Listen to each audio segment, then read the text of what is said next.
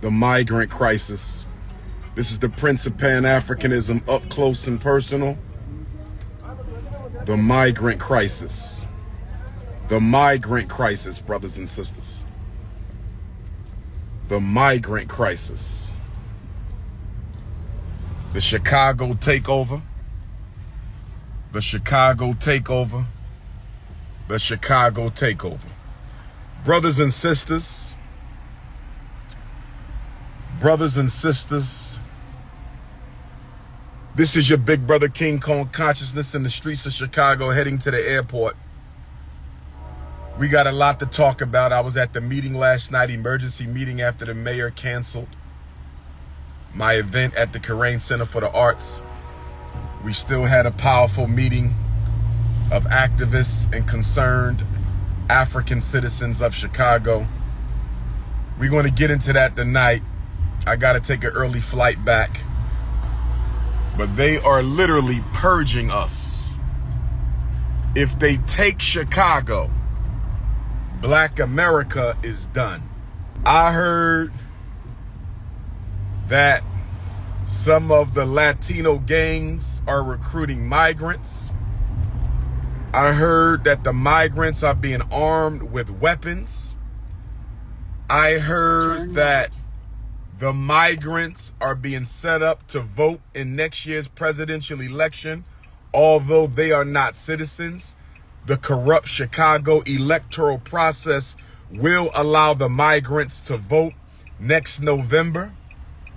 The migrants are getting food, clothing, shelter, childcare, while hundreds of thousands of Black Chicagoans are struggling. They're using your tax dollars to finance people who don't like you. They're using your tax dollars to finance people who don't like you. And I want to say this. Two things Black America does not want to believe, but you had better if we're going to survive. Number one, the legislative process will never deliver you from oppression. Black people think they can pass bills and laws to save them. Do you know how long it can take a bill to get through Congress and finally get signed into law? Do you know how long it can take a bill to get through Congress and finally be signed into law? But you got Black people talking about changing the laws. Chicago would have already been overtaken by the migrants by the time you get a change in the law. I'm not saying the legislative process can't be a part of the solution, but it cannot be the priority. I'm not saying legislative process can't be part of the solution, but it cannot be the priority. I'm not saying the legislative process cannot be part of the solution, but it cannot be the priority. Number two, the electoral process. In 1 mile, exit right. The electoral process will never liberate you from oppression. I know y'all can't wait to vote. Some of y'all just voted last week in the midterms. Some of y'all just voted last week in the midterms. Can I ask you a question? What has changed since you cast your vote? Not a damn thing. Some of y'all think y'all can vote your way out of oppression. I've been over this with you all before. I've been over this with you all before. You still think the legislative process and the electoral process In a 1/4 mile, exit right. will free you from oppression. Neither will, neither can. Neither will, neither can. Neither will deliver you from oppression, neither can. Now, my Chicago Africans, let me ask y'all a question right now. My Chicago Africans, let me ask y'all a question right now. How dedicated are you to the liberation of Black Chicago? How dedicated are you to the freedom, justice, and equality of Black Chicago? And the reason I'm asking my Illinois Africans this question is on my birthday, on the anniversary of the Haitian Revolution 2024, on the anniversary of the Nat Turner War 2024, on the anniversary of the execution of the great George Jackson 2024, I'm talking August the 21st. On August the 21st, 2024, the Democratic National Convention will be held in Chicago. I'm going to say it again. Will the real revolutionaries please stand up? August the 19th through August the 22nd, the Democratic National Convention will be in Chicago. Black Chicago, y'all need to turn it out. All American Africans, we need to show up and stand in solidarity with our Chicago Africans, and we need to turn it out. It's time for revolution. Chicago, what you gonna do? Joe Biden and Kamala Harris is coming to Chicago with the entire Democratic National Committee. The entire Democratic National Committee will be in Chicago next August 21st, the 19th through the 22nd. What are y'all going to do when they come to Chicago to nominate their next Democratic candidate for the U.S. presidency, which will likely be Joe Biden again? Have you ever heard of Harriet Tubman? Has anybody ever heard of Queen Mother Harriet Tubman? Do you not know you got to break the law to change the law? Has anybody ever heard of the Honorable Frederick Augustus Washington Bailey Jr.? Not Junior, Washington Bailey. You got to break the law to change the law. Has everybody ever heard of Queen Mother Ida B. Wells? You got to break the law to change the law. Has everybody ever heard of the late, great Huey P. Newton? You got to break the law to change the law. Has anybody ever heard of the late, great Dr. Martin Luther King Jr.? You got to break the law to change the law. And you got Negroes on Instagram this morning saying, don't get locked up. Lord have mercy. And black people think they want to be free. You don't want to be free. You want to be comfortable. You ninjas don't want to be free. You want to be comfortable. You want to continue to enjoy the white American lifestyle while you're slowly genocided away. Your problem is money is black America's God. Let me say it again. Put the pastors on. Put the pastors on. Money is black America's God. Let me say it again. Y'all don't believe in no damn Jesus Christ. No, you don't, you lying asses. You don't believe in no damn Jesus Christ, Jehovah, Buddha, Muhammad. That's all nonsense. Y'all believe in money. Stop lying. Y'all worship money. What occupies the black mind all day long? It ain't freedom. It ain't justice. It isn't equality. What occupies the Negro mind 7 days a week, 24 hours a day, 12 months a year, 365 days? What are black folks most concerned about, occupied with? The acquisition of money.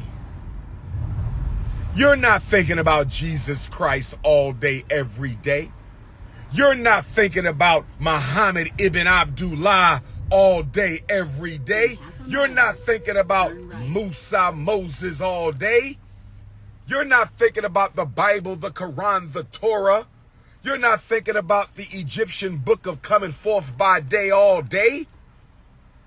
You fake Afrocentrists, fake African spiritualists, fake Muslims, fake Christians, fake Hebrews, fake Nawapians, fake everything. You thinking about money. Your whole life is driven by money. Stop lying. Stop lying.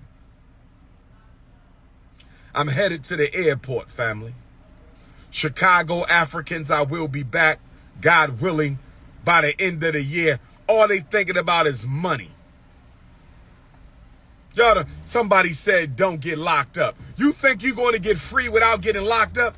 You think you're going to overcome racism without getting locked up? You know nothing about American African history. You know nothing about liberation. You know nothing about our history within the freedom struggle. You know nothing. You know nothing. I'm pulling up in Midway. Where my Midway queens at? Where my Midway Airport African queens at? Where my Midway queens at? Looking all fine in your Delta Airlines outfit. Looking all fine in your American Airlines outfit. Looking all fine in your Continental Airlines outfit. Looking all fine in your Ethiopian Airlines outfit. Oh yes, where my stewardesses at? Lord have mercy. In 0.1 5 extra thick. Brothers and sisters, this is not just about Chicago. This is about the future of Black America. In half a mile. You said, why do they want the migrants to overtake Chicago? 3 reasons. Why do they want the migrants to overtake Chicago? 3 reasons. Number 1, Chicago is the only predominantly Black U.S. congressional district in the United States of America. Chicago is the only predominantly Black U.S. congressional district in the United States of America. Chicago has the only predominantly Black U.S. congressional district in the United States of America. They want to destroy Black power. They want to destroy Black power.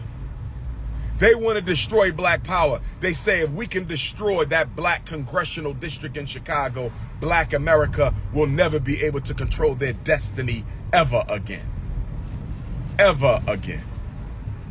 Ever again. And when they done busting up Chicago, they're going to bust up Detroit, and they got to bust up Memphis, because Memphis, Detroit is very Black, and they think they can take them back. I hope my Detroit Africans are listening. I hope my Memphis, Tennessee Africans are listening. When they done busting up Chicago Black power, because Chicago is the biggest and the baddest. When they done busting up Chicago Black power, because Chicago is the biggest and the baddest, they come into Detroit, and they're going to bust up Detroit Black power, and then they're going to bust up Memphis, Tennessee Black power, and they still working on busting up Jackson, Mississippi Black power. I'ma say it again. Y'all don't hear me though. I'ma say it again, but y'all don't hear me though. Turn left. I'ma say it again, but y'all don't hear me though. This the Prince of Pan-Africanism heading to Midway Airport. This is the Prince of Pan-Africanism heading to Midway Airport in Chicago. Gotta get ready for Memphis next Saturday. Black Parent Boot Camp in Memphis. Go to my website, DrUmarJohnson.com, and register for the Black Parent Boot Camp in Memphis, Tennessee, next Saturday, November the 25th, 9 to 5 p.m. Come and learn how to save your children, the A through Z of how to save your kids from special ed, public ed, and mental health. Who's coming to the Memphis, Tennessee Black Parent Boot Camp? Go to DrUmarJohnson.com and pay your $50 right now. Anybody can come. I'm a Pan-Africanist. I don't do borders. I do Black power. Number 2, white people want Chicago back. See, what they did was they let Black folks tear it down so they can get it back real cheap. And they want it back. Chicago is a beautiful city. It has a beautiful lake. White folks have plans for Chicago, but they don't want it to look like overt racism. They're going to look like we're saving migrants while we displace Africans. Y'all see how the new gentrification works? They said they saving migrants, not gentrifying Blacks. And since y'all love to be colorblind, and since y'all been fighting for multiculturalism for the past 23 years, despite DrUmar's recommendations, I told y'all to stop being multicultural in the year 2000, but y'all said I was a hate monger. I told y'all to stop being multicultural in the year 2000, but y'all called me a hate monger. Y'all said he's a hate monger. God loves everybody. And since y'all called me a hate monger, y'all didn't heed the message. Your God don't see color. Well, guess what, Africans? If your God don't see color, your God don't see you. Y'all can keep playing all y'all want. So they need the black side of Chicago. They want to destroy the black power. And first of all, most of all, turn right. Chicago is a test case on how to destroy the rest of black America. If they can take Chicago, the rest of us are done. The sun is out. It's a beautiful day in Chicago. It's never been as warm in Chicago in any of the Novembers I've ever been here before. I don't have, if you want to debate, $50,000. Debates with non-scholars are $50,000. Whoever you want me to debate. Whoever you want me to debate, debates are $50,000. This is your big brother, DrUMAR Ifa Tunde, the King Kong of consciousness, the Prince of Pan-Africanism, and I'm visiting the grave of a great African ancestor here in Chicago.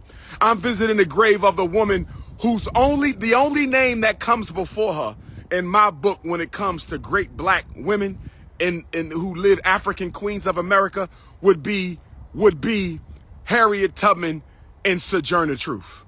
And I'm standing at the grave of Queen Mother Ida B. Wells. I got some sage and some gin and some roses for Queen Mother Ida B. Wells, brothers and sisters. Do you know your history of Queen Mother Ida B. Wells? One of the baddest black women to ever walk the planet. Who knows the history of Queen Mother Ida B. Wells? That's right. I've been coming to Chicago for 13 years, and this is just my first time coming to the grave of Queen Mother Ida B. Wells. I should be ashamed of myself. May the great ancestor forgive me. I've been coming to Chicago for 13 years, and this is only my first time at the grave site of Queen Mother Ida B. Wells. If you don't know her story, I bet you go to YouTube. I bet you go to the library and pick up a book. That's right. I bet you go to a black bookstore and buy you a book. This is Queen Mother Ida B. Wells, black woman born in slavery, and went on to become one of the greatest African leaders in American history. Oh, yes. This black woman was second only to Frederick Douglass. I'm going to say it again. This black woman was second only to Frederick Douglass in terms of leadership. When they were lynching black people, who exposed the lynchers? Who investigated the lynching?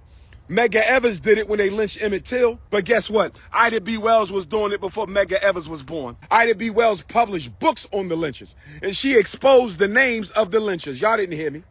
Y'all didn't hear me. I said this little black woman born in Holly Springs, Mississippi. Where my Mississippi Africans at? I said this little black woman born in Holly Springs, Mississippi. Where my Mississippi Africans at? I said this little black woman born in Holly Springs, Mississippi. Where my Mississippi Africans at? She comes to Memphis, Tennessee. Her mother and father born into slavery. She comes to Memphis, Tennessee. Her mother and father die from disease. She takes her brothers and sisters in. She refused to let her brothers and sisters be put into the orphanage. She becomes one of the first black teachers in Memphis public schools. Y'all didn't hear me. I said she became one of the first black teachers in Memphis public schools, where I will be next Saturday teaching our parents how to fight back against educational lynching and academic lynching and special ed lynching. I'm picking up the torch of Queen Mother Ida B. Wells. I'm picking up the torch of Queen Mother Ida B. Wells, one of the first educators. But she lost her job. Why did she lose her job?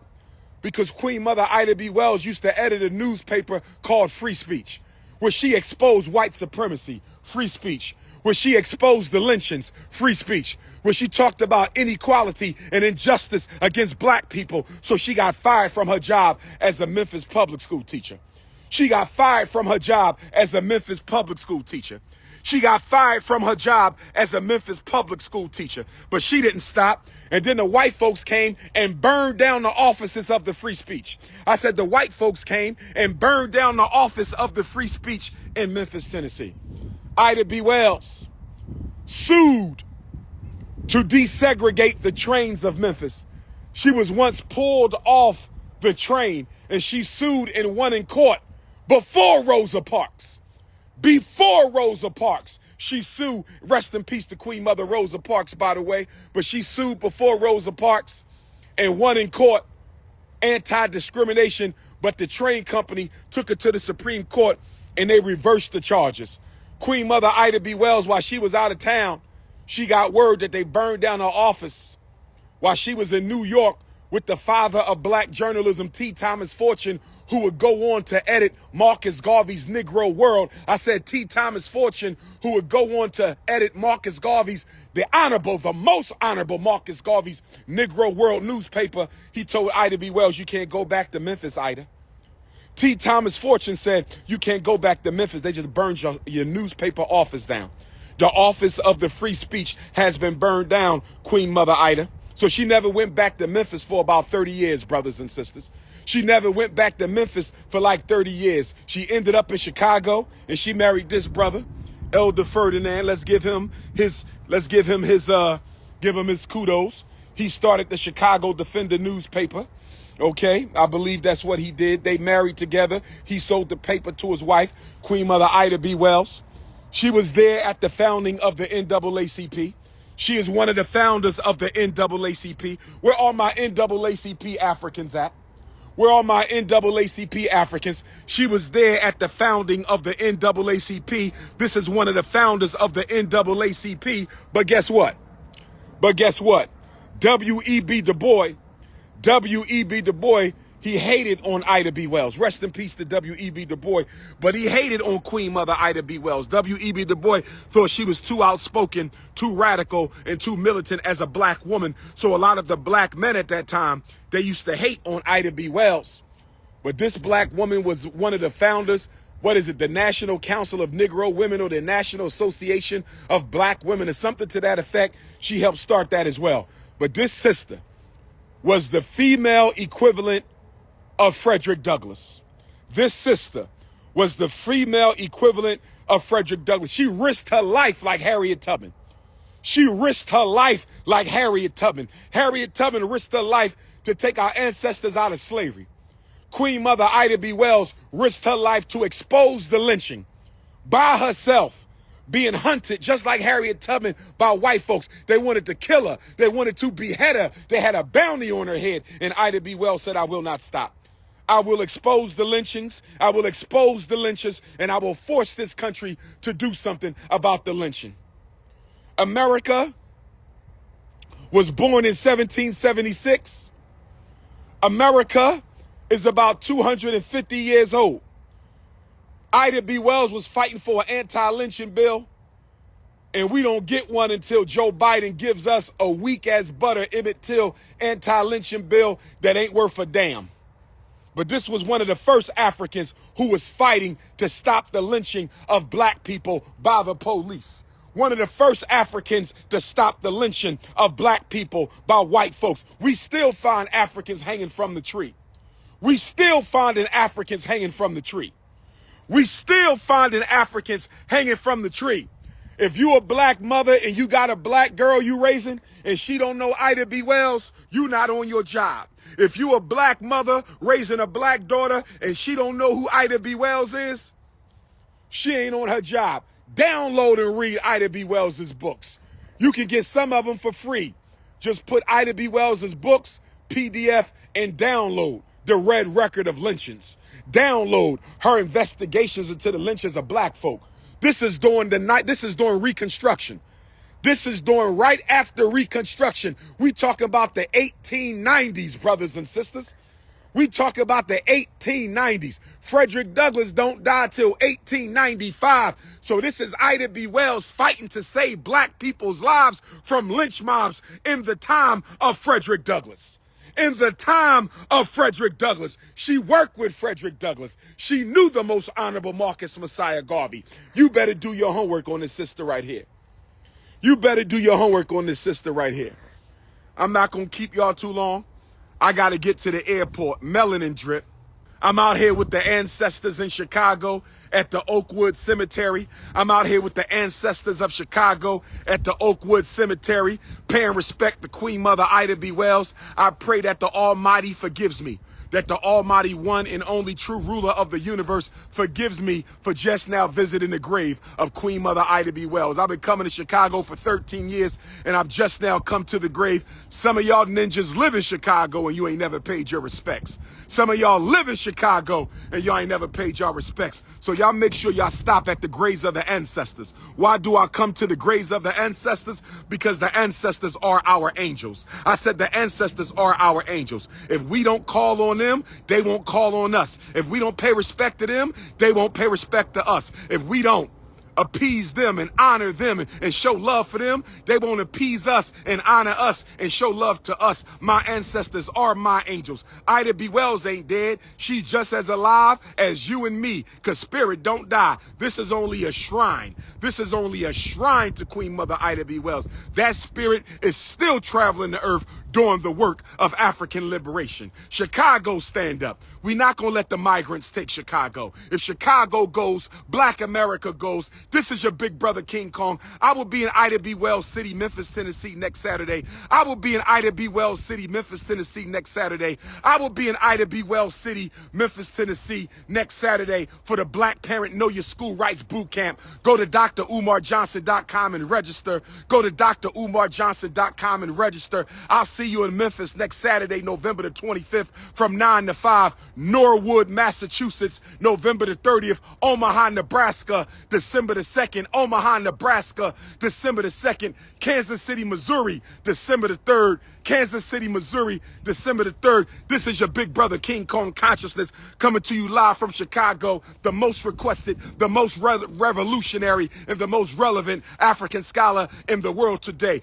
King of TikTok, king of YouTube, king of the lecture podium, king of black psychology, king of Pan-Africanism, king of political science, king of the microphone. Brothers and sisters, it's do or die. It's now or never. It's revolution or extermination. It's Garveyism or get back. It's all Africans for every African and every African for all African. If you need to reach me, 215-989-9858, 215-989-9858, 215-989-9858. Big Rap, I saw your text. I'm going to hit you up, good brother. We're going to link when I get back to Chicago. Peace and one love.